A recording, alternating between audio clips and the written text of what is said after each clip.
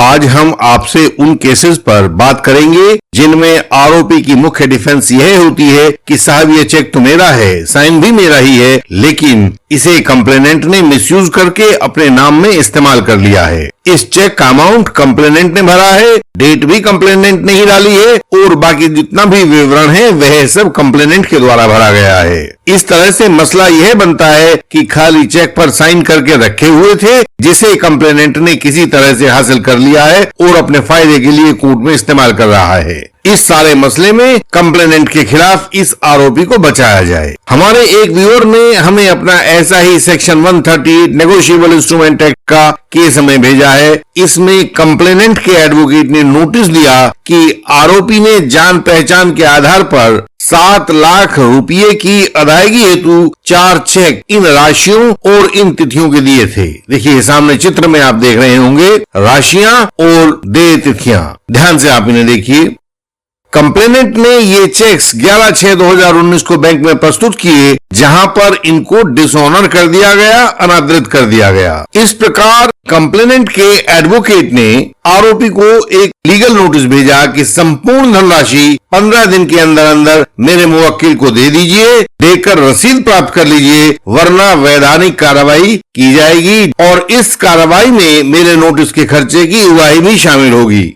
Case की असली खूबसूरती अब शुरू होती है। आरोपी के वकील साहब ने रिप्लाई टू नोटिस दिया। आप इस रिप्लाई टू नोटिस को पढ़िए, सामने स्क्रीन पर हम इसको दिखा रहे हैं। इन्होंने लिखा कि मेरा क्लाइंट आपके क्लाइंट की पुरानी देनदारी दे चुका है, बल्कि मूल से अधिक ब्याज भी दे चुका है। आपके क्लाइंट के पास मेरे क्लाइंट के पुराने ब्लैंक चेक्स पड़े हुए हैं जिन्हें उसने मिसयूज कर लिया है। मेरा क्लाइंट जवाबदार नहीं है क्योंकि उक्त चेक बैंक में प्रस्तुत करने से पहले आपके क्लाइंट ने इस बाबत कोई भी सूचना मेरे क्लाइंट को यानी कि आरोपी को नहीं दी थी। और ताज्जुब की बात यह है कि यह रिप्लाई एक प्रोफेशनल एडवोकेट ने लिखी है। आप देखिए कि इस रिप्लाई ने यह पक्का कर दिया है कि कुछ तो है जो ट्रायल में ही बाहर आ सकता है। इन वकील साहब ने आरोपी के ऊपर पुरानी देनदारी को मान लिया है। यह भी कहा है कि वह मूल से अधिक ब्याज दे चुका है। इन लफाजियों का क्या कानूनी महत्व हो सकता है? अर्थात कुछ भी नहीं हो सकता। सही में तो इन वकील साहब ने मान लिया है कि हाँ, आरोपी और कंप्लेनेंट के बीच लेन देन का रिश्ता था। यदि उत्तर में यह लिखा जाता कि मेरे क्लाइंट के ऊपर आपका कोई डेट या लीगली एनफोर्सेबल लायबिलिटी नहीं है, तो क्या उनके द्वारा किए गए इस एडमिशन से बचा नहीं जा सकता था? दूसरी बात, वे यह बात रिप्लाई में कैसे लिख रहे हैं कि कंप्लेनेंट ने चेक को बैंक में डालने से पहले आरोपी को कोई सूचना नहीं दी थी? क्या आरोपी को चेक डालने की पूर्व सूचना देना कंप्लेनेंट के लिए कानूनी रूप से जरूरी है? हमने तो ऐसा कानून कहीं पढ़ा नहीं है। कानूनी रूप से गैर जरूरी बातें लिखकर ये वकील साहब अपने क्लाइंट के गले में फंदा डालने की ही तैयारी कर रहे हैं। फायदा तो इससे कुछ होता नहीं है। आखिर में यह कहने की क्या जरूरत है कि मेरे साइन किए हुए पुराने चेक्स कंप्लेनेंट ने मिसयूज करके यह केस डाल दिया है। इंडियन लीगल सिस्टम की ऑनलाइन इंटेंसिव लीगल कंसल्टेशन अपने व्यूअर्स की कानूनी समस्याओं का उपचार देती है। छोटी समस्याओं के लिए 20 मिनट वाली कंसल्टेशन और विस्तृत समस्याओं के लिए 40 मिनट वाली कंसल्टेशन सब निदान आपको प्रस्तुत कर देती है। हमारे सैकड़ों व्यूअर्स इससे नियमित लाभ पाते हैं और अपने केसेस में अपनी समस्याओं का हल ढूंढ लेते हैं। व्हाट्सएप मैसेज के द्वारा आप भी अपॉइंटमेंट फिक्स करवाएं।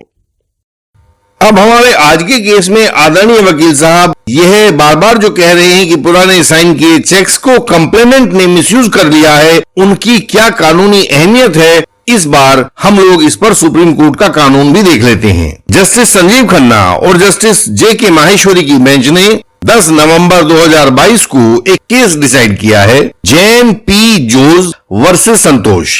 यह एसएलपी क्रिमिनल नंबर 5241 ऑफ 2000 में की गई एक क्रिमिनल अपील थी। इसमें सुप्रीम कोर्ट ने अपने ही पुराने जजमेंट्स का हवाला दिया है।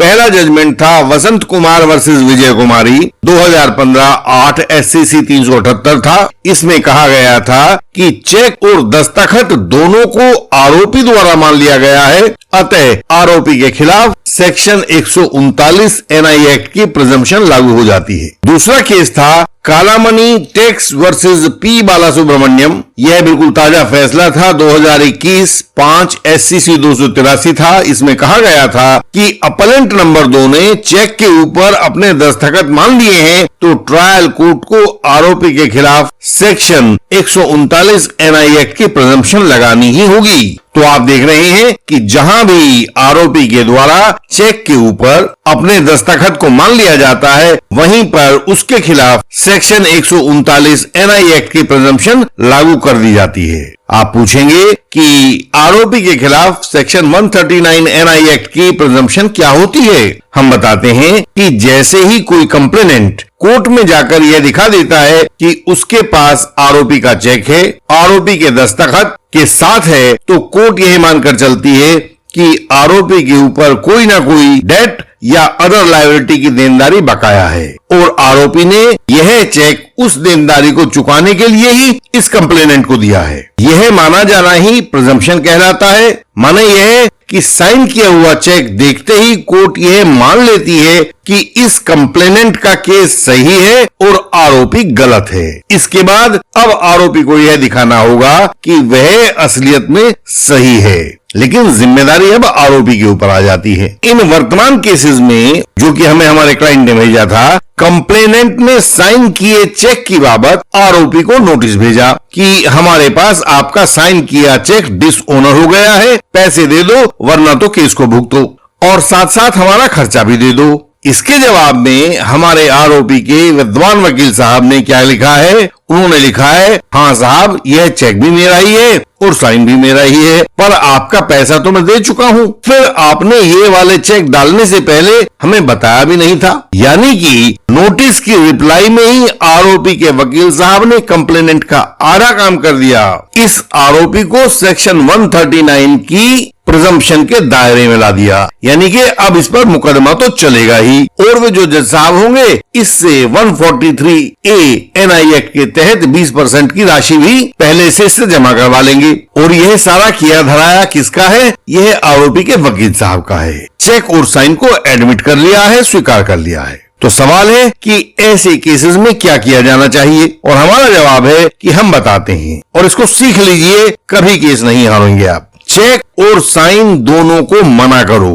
Late the complainant prove that it was my cheque and that it had my signatures. Deny the debt और द लीगल लायबिलिटी। इस डिनायल से आपके सेक्शन 143 NI एक्ट के तहत 20% राशि देने के झंझट से बच जाओगे और सेक्शन 139 NI एक्ट का प्रिजम्पशन भी आपके खिलाफ नहीं आ पाएगी। जब तक केस आखिर तक प्रूव नहीं होता तब तक कोई आपका बाल भी बांका नहीं कर सकता, आप सेफ हो जाओगे। कुछ साथी यह सवाल पूछेंगे कि यदि चेक हमारा है और हम मना कर रहे हैं, यदि साइन हमारा है और हम मना कर रहे हैं, यदि डेट हमारा है और हम मना कर रहे हैं, तो क्या बाद में हमें इसका कानूनी नुकसान नहीं उठाना पड़ेगा? क्या कोर्ट हमें झूठ बोलने की सजा नहीं देगा? और हमारा जवाब है, और ये बहुत शानदार जवाब है, इसको जरा आप ध्यान से सुन लीजिए और समझ लीजिए। हमारा जवाब है कि यदि आप ऐसा सोचते हैं तो आप कानून और नैतिक शिक्षा को आपस में मिला रहे हैं। ध्यान रखें, कोर्ट में ऑफेंस का होना या ना होना कानून मुताबिक तय होता है, नैतिक शिक्षा के मुताबिक तय नहीं होता है। भारतीय कानून की संरचना ऐसी है कि पूरे ट्रायल के दौरान आरोपी को बोलने की इजाजत दी ही नहीं गई है। भारत के सारे कानून अंग्रेजों के टाइम में बने थे, तब बने थे जब आरोपियों के पास फंडामेंटल राइट्स नहीं होते थे। उसके बाद हमारा कॉन्स्टिट्यूशन बना, फंडामेंटल राइट्स बने और आर्टिकल 20 पार्ट 3 के तहत किसी भी व्यक्ति को उसी के खिलाफ गवाही देने के लिए विवश नहीं किया जा सकने का फंडामेंटल राइट भी बना। किसी भी व्यक्ति को कभी भी ऐसा विवश नहीं किया जा सकता है कि वह अपने ही खिलाफ गवाही दे और उस गवाही का फल भुगते। और ये भी देखिए कि इस सारे मसले में आरोपी जो भी बोल रहा है वह बिना शपथ के बोल रहा है। कोर्टों में चलने वाला कानून आपके शपथ पूर्वक दिए बयान को सच होने के लिए बाध्य करता है। यदि आप बिना शपथ लिए कुछ भी बोल रहे हैं बाएं तो आपके ऊपर कोई भी ऑफेंस नहीं बन सकता है। उदाहरण आपके सामने है, सेक्शन 313 के कथन में आप कुछ भी बोलो, आपके खिलाफ कोई भी ऑफेंस कभी बनता नहीं है। आपने झूठ बोला या सच बोला, सब कुछ माफ हो जाता है। आपको झूठे केसेस से बचाने के लिए हम बहुत अनुभवी एडवोकेट्स को एक मंच पर लेकर आए हैं। सारे भारत के हर राज्य में, हर डिस्ट्रिक्ट में, हर अदालत में हम उन लोगों की मदद करते हैं जो झूठे आरोपों में गलती से या अपने भोलेपन से फंस गए हैं। हम उन यंग एडवोकेट कलीग्स की भी मदद करते हैं जिनके पास अभी अनुभव नहीं है लेकिन ऊर्जा है, अपने क्लाइंट को बचाने का जज्बा है। हम उनके लिए application, plaint, written statement, cross examination, statements under section 313 CRPC तथा बाकी भी सभी ड्राफ्टिंग पूरी करके दिल्ली से उनके पास भेज देते हैं। भारत के हर स्थान से एडवोकेट हमसे जुड़े हैं और इस तकनीक का फायदा ले रहे हैं। आप भी समय न गंवाएं। आपको आपके केस में नुकसान हो सकता है, यथाशीघ्र हमसे संपर्क करें। विजयी हो, झूठ को हरा दें। हमारी वेबसाइट indianlegalsystem.org पर जाकर बहुत मूल्यवान जानकारी सरल भाषा में पाएं। हमसे संपर्क का तरीका सामने स्क्रीन पर दिया गया है। यह हर वीडियो के डिस्क्रिप्शन में भी होता है। हमसे व्हाट्सएप कॉल द्वारा संपर्क करें, व्हाट्सएप मैसेज करें, मिलने का अपॉइंटमेंट फिक्स करें। इस चैनल की सब वीडियोस को देखें। झूठे आरोपों के खिलाफ हर वीडियो में कोई न कोई सूत्र आपको अवश्य मिलेगा। इस वीडियो को लाइक करें, शेयर करें और चैनल को सब्सक्राइब करें। बेल आइकन को प्रेस करें ताकि महत्वपूर्ण वीडियोस मिस ना हो जाएं। आपसे अगली वीडियोस में फिर मिलेंगे। तब तक के लिए प्रणाम।